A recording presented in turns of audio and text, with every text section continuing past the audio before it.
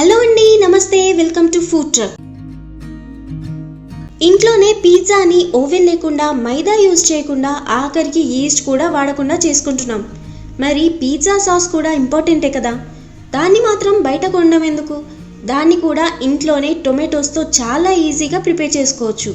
అదెలానో ఈరోజు ఫుడ్ ట్రక్లో చూసేద్దాం.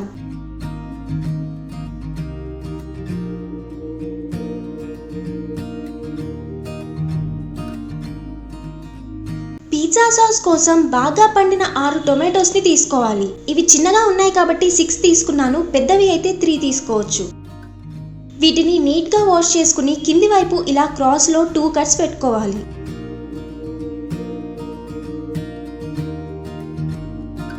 వీటిని పక్కన పెట్టేసి స్టవ్ మీద ఒక ప్యాన్ పెట్టుకుని వాటర్ పోసుకోవాలి.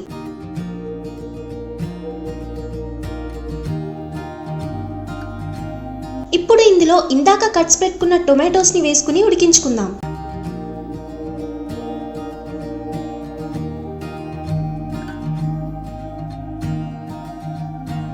టొమాటోస్ పైన స్కిన్ అంతా పీల్ అయ్యే వరకు ఉడికించుకోవాలండి.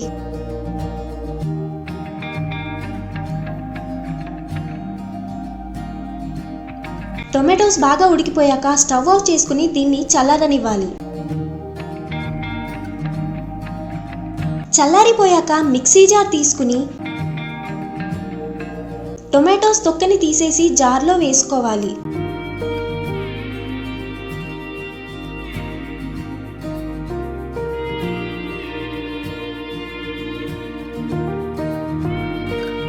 సరిగా బాయిల్ అయితే టొమాటోస్ తొక్క ఇలా ఈజీగా వచ్చేస్తాయి.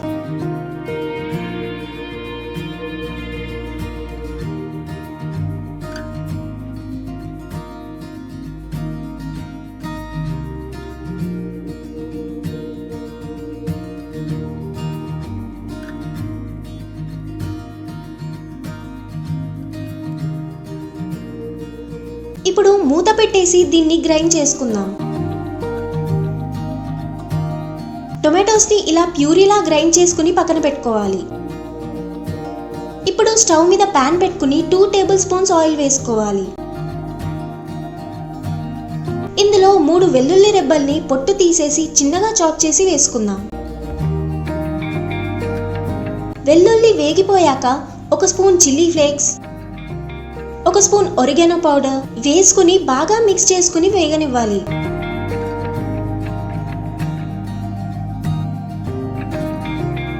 అలానే ఇందాక ప్రిపేర్ చేసుకున్న టొమాటో ప్యూరీని ఇందులో వేసి మిక్స్ చేసుకుందాం.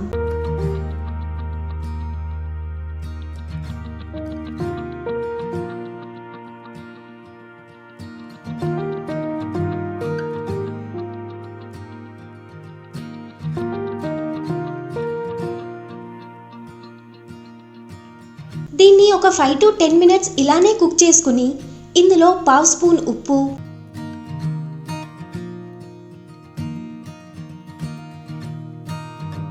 1/2 స్పూన్ మిరియాల పొడి,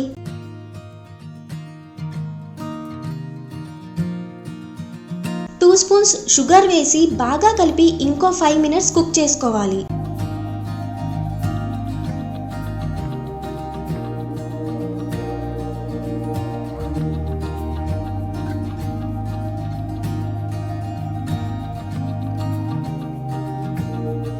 ఫైవ్ మినిట్స్ తర్వాత స్టవ్ ఆఫ్ చేసుకుని ఇందులో ఒక చిన్న బటర్ క్యూబ్ని యాడ్ చేసుకుని మిక్స్ చేసుకుంటే మన పిజ్జా సాస్ రెడీ. ఇంతేనండి, మీరు కూడా చూసారు కదా, పిజ్జా సాస్ చేయడం పెద్దగా కష్టమైతే కాదు. దీన్ని ఒక ఎయిర్ టైట్ కంటైనర్లో పెట్టి ఫ్రిడ్జ్లో స్టోర్ కూడా చేసుకోవచ్చు. అండ్ ఇందులో మనం యూజ్ చేసుకున్న ఒరిగానో పౌడర్ కూడా ఇంట్లో చేసిందే. జస్ట్ వామాకు, పుదీనా, తులసిని ఎండబెట్టి గ్రైండ్ చేసుకుంటే ఒరిగానో పౌడర్ రెడీ అయినట్టే. మరి మీరు కూడా ట్రై చేయండి అండ్ ఎలా వచ్చిందో కామెంట్ సెక్షన్లో మెన్షన్ చేయండి. అలానే మష్రూమ్ పిజ్జా రెసిపీ వీడియో లింక్ని డిస్క్రిప్షన్ బాక్స్లో మెన్షన్ చేశాను, అది కూడా చూసేయండి. వీడియో నచ్చితే లైక్ చేసి ఫ్రెండ్స్తో షేర్ చేయండి. అలానే మరిన్ని సింపుల్ అండ్ డెలిషియస్ రెసిపీస్ కోసం ఛానల్ని సబ్స్క్రైబ్ చేసుకోండి.